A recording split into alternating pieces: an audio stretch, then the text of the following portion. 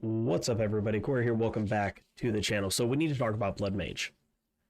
Blood Mage is an ascendancy that I think a lot of people are getting wrong. I see a lot of complaints about it. I see a lot of people saying that it's costing too much life to cast their spells. And when I first saw Blood Mage, especially with what it had, like being forced to take the life remnants, to where you're using your life as well as your mana to use your abilities, but on top of that, you can now overcap your life.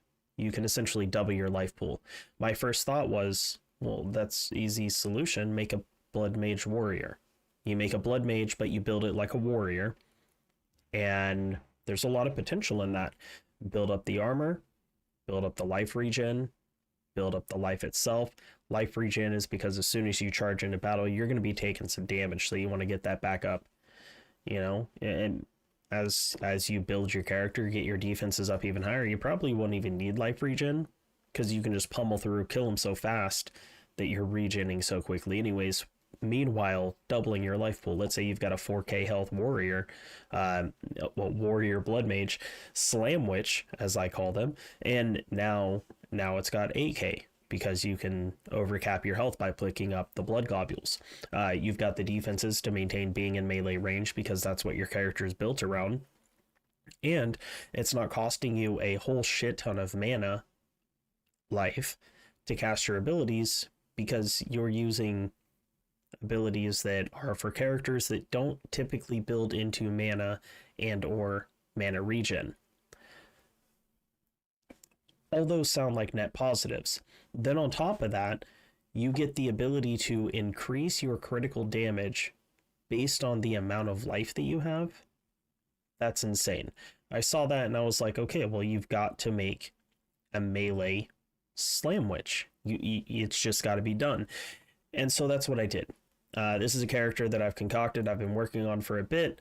Let's go ahead and take a look at it. I just got into maps yesterday. I've cleared just a small handful, and let's see how we're making this happen. As you can see, I'm currently sitting at 2.3k health, which is not a lot, but I'm only going through T1 maps, so I don't really need too much, but I am trying to get it higher. I have 62% damage reduction based on my armor rating. Still pretty low. It's okay. We're working on all these numbers.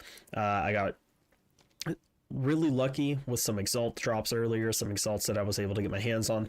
75 cold, 50 fire, 56 lightning res. I was able to exalt slam all my gear, which I've been getting really lucky with exalt slamming, and got my resistances up way higher than they were previously. When you are leveling up this character, the main thing you're going to want to focus on is your weapon. Your weapon being good is the most important thing with this build. I didn't use the trade market for this. I just leveled up and used what I could find at a vendor, dropped for me in the world. It's, you know, I raw dogged it. You know, I wasn't going through trade marketing trying to make sure I had the best of the best. I still haven't used trade market at all for this game. What I can tell you is focus on maintaining your weapon. If you feel like your damage is dropping off, that means it's time for a new weapon.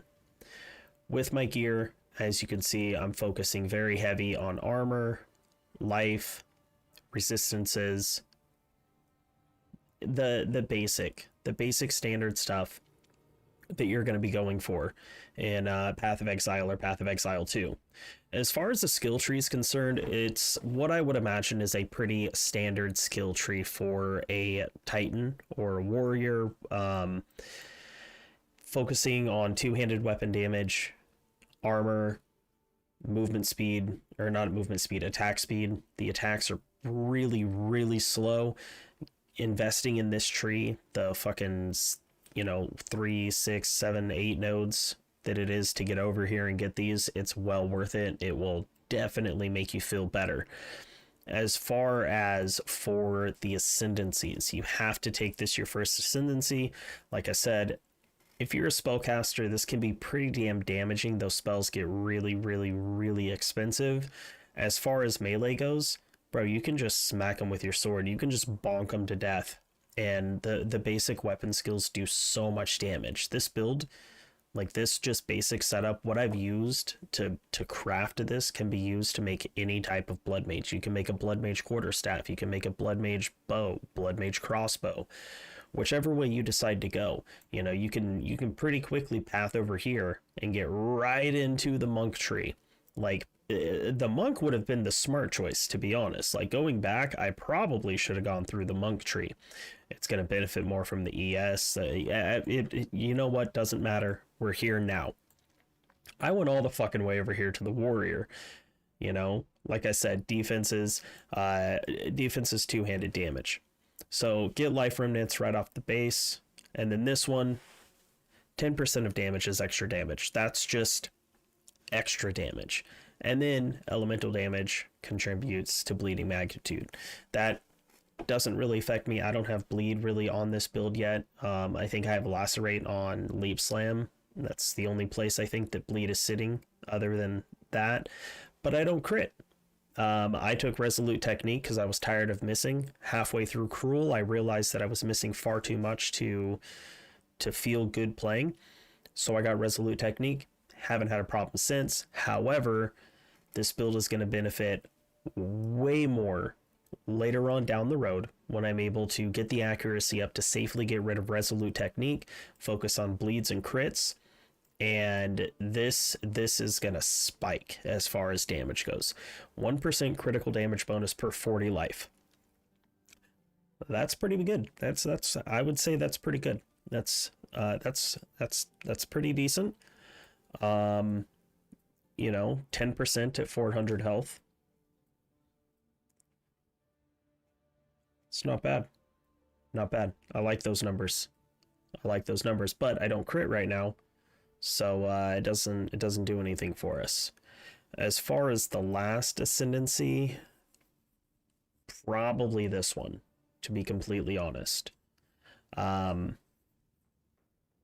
Depends on where we get to first. If I feel more comfortable going after the 6th ascendancy point, and I still haven't been able to redo the build where I'm actually able to completely get rid of resolute technique, then I'm going to go with this one first.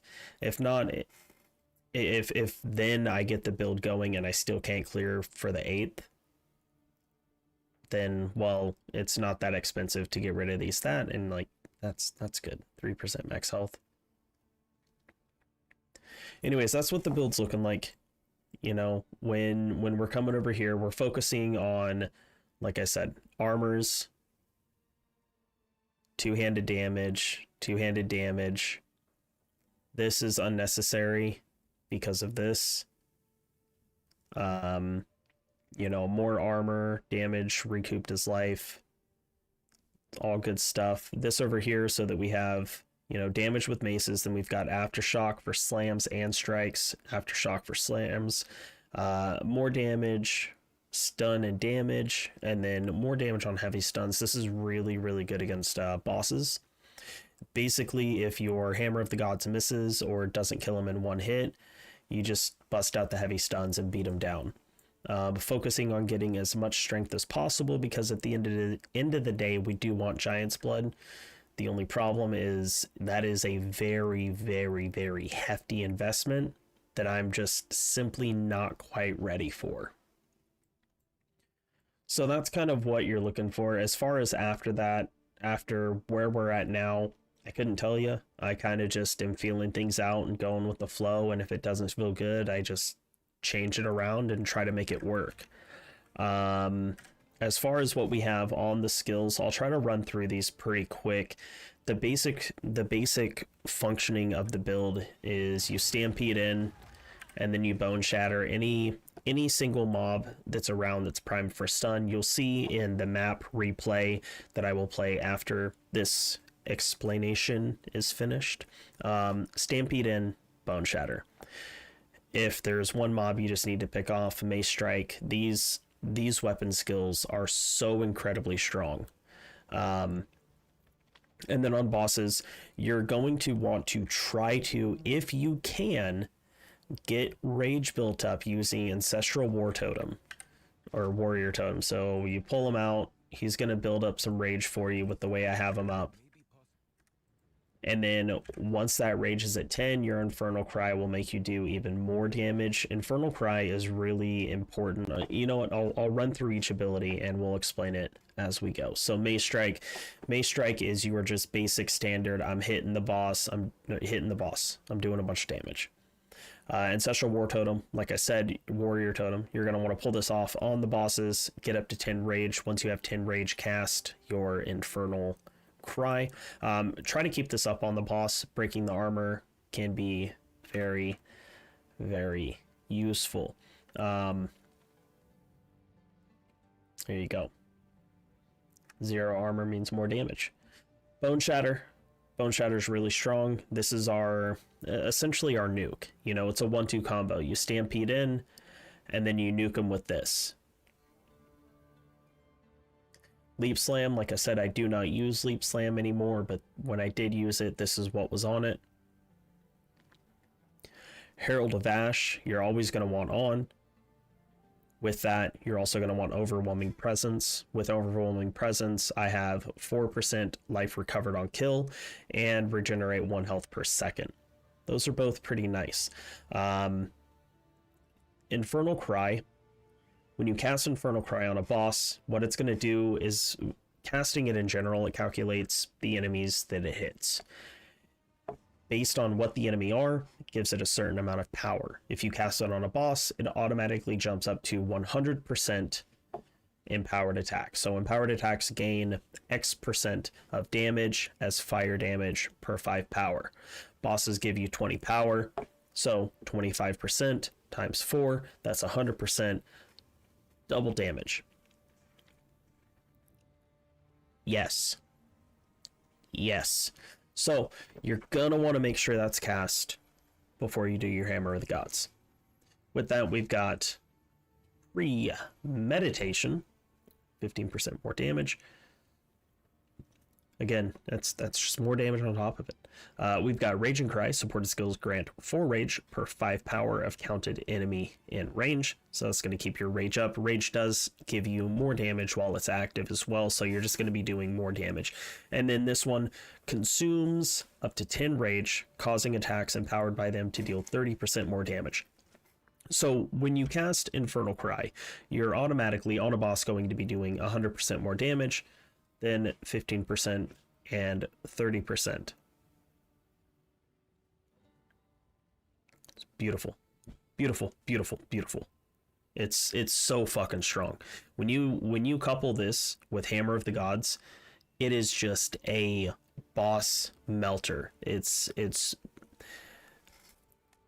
like a symphony. It's tough to explain. It's just so beautiful. With Hammer of the Gods, we've got Fist of War. Fist of War makes it to where every 6 seconds it's ancestral boosted.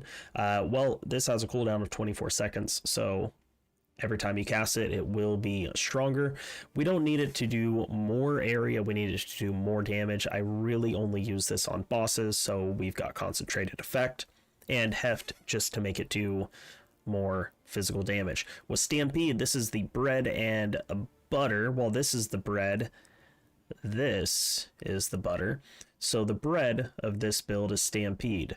With Stampede, we've got Martial Tempo. You want to be able to run and get there as quickly as you can. You don't want a really long charge up time because you're taking damage until you're running through them, killing them. You're getting hit. You don't want that to happen. It's bad. Stomping Ground triggers a shockwave when you take a step while using supported skills. Momentum, after moving at least 2 meters, which normally you move 2 meters with this build or with this ability. Sometimes you don't. It happens. It does 40% more damage, and then supported skills have 40% more area of effect. So when you're using this, you're basically just running through the mobs, running through the packs, and they're melting. The ones that don't melt, you just hit them with the Bone Shatter. You know, it's easy cheesy lemon squeezy. When you get to bosses, Totem, get up to 10 rage. That way you can make full use of everything. Infernal Cry, Hammer of the Gods, and you're doing insane amounts of damage. I mean, just We'll let the rage go up to 30 so we can see kind of where we're looking at. And then it's not going to actually show us the number, but if we then Infernal Cry, like, and then, oh my god, it's so dirty. It's messy, it's dirty. Anyways, watch me clear this map. If you like this stuff, like, share, comment, subscribe, all that kind of shit. I'll see you in the next one. I'm out.